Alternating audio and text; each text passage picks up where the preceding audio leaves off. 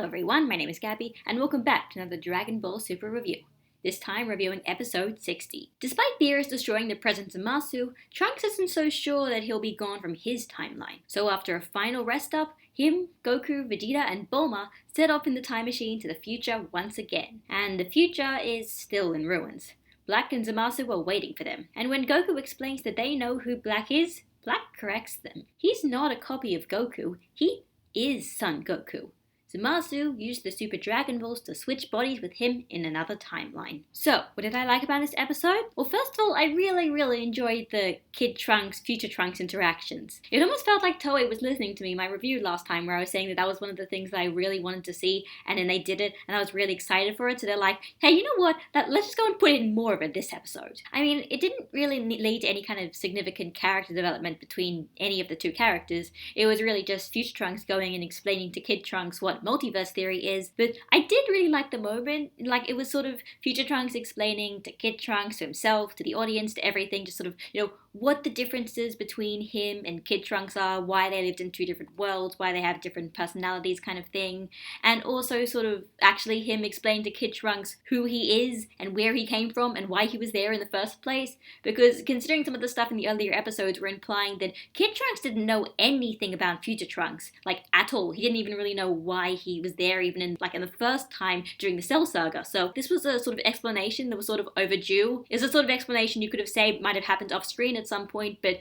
it was an explanation now that it happened on screen, and it was nice. And what I really liked about this was that Kid Trunks seemed to really care. He was really passionate about wanting Future Trunks as well to be in peace and everything like that. Especially the last moment where he just, the time machine is going to be leaving, and Kid Trunks just sort of races after it while it's disappearing, and then once it's disappeared, he just sort of looks around, and then he's just like, good luck, me. Well, he didn't necessarily get a really big, significant character moment, which I really wanted from him in this arc. I still think that ending to his character in this arc, I thought it was a nice ending to his character. I mean, it was really kind of a subplot, and honestly, it's still a little disappointing, but I did like the way they ended off his character. I thought it was nice. Especially if there's some sort of implication that now that Kid Trunks has seen what, someone like Future Trunks is like, and that he knows that there's times where, the world isn't going to be okay, and sometimes bad things happen, maybe he's going to work a bit harder next time. Maybe he's going to try and get his own determination to do something. Basically, I want Kid Trunks and Goten and basically the kid characters to be determined about something other than just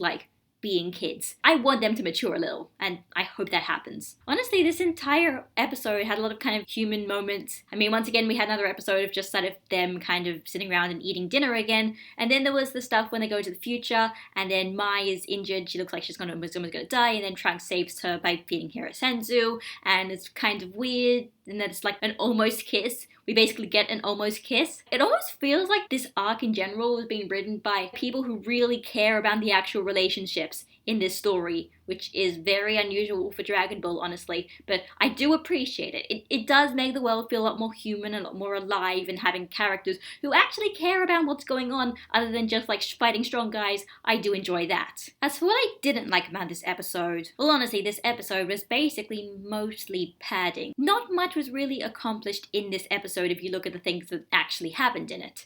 In universe, most of that was just taken up by the characters being Beerus says that the world's gonna be okay, but I don't think the world's gonna be okay. Yeah, no, you're right, I don't think the world's gonna be okay either. And it takes them basically half the episode to actually go and check to see if the world was actually okay in the first place. Obviously, basically nothing was really accomplished in the first half of the episode altogether. The only thing that I think that was actually the point of this episode kind of thing was that they were really trying to explain what multiverse theory is and how that works. Because throughout this arc, honestly, most characters were talking about time travel in terms of the kind of, causal loop kind of theory where, if you change the past, you change the future kind of thing. Whereas with Future Trunks' time travel, that's not how it works. So I think they're just kind of making sure everyone remembers what multiverse theory is so they don't get confused when this will inevitably seem to show up later on when they're talking about stuff with Goku Black and Zamasu and all that kind of stuff, because it seems like that operates on multiverse theory. But did that really have to take up half an episode?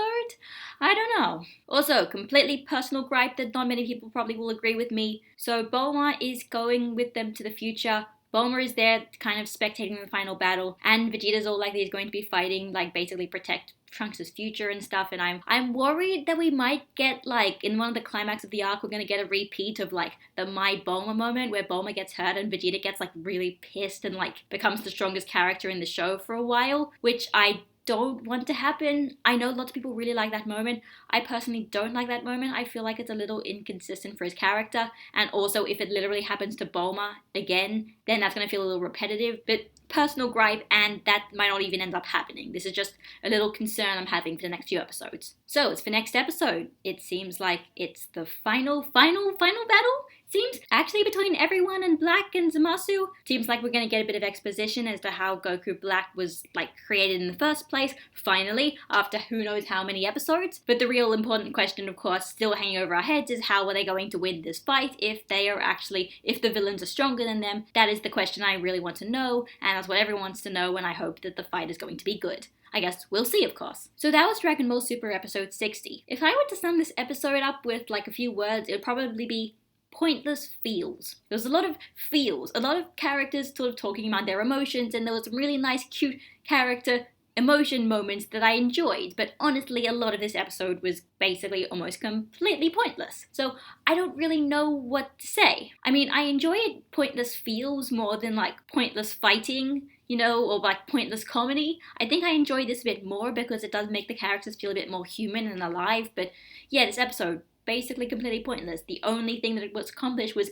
the first bit of explaining who Goku Black actually is. And that part hasn't done anything stupid yet. Like, there's nothing there that makes me, like, scratch my head and be like, I don't buy any of this. So it accomplished that. Didn't really accomplish anything else, except, like, me being like, yay, more Kid Trunks. But it's fine because, I mean, some stuff was accomplished in this episode, and next episode we are going to be getting to, hopefully, important stuff, and seemingly the final battle, so that will be interesting and important, and I really do hope that it's going to be good, basically. So this is Gabby, signing out, and I'll see you all next week. Bye, guys!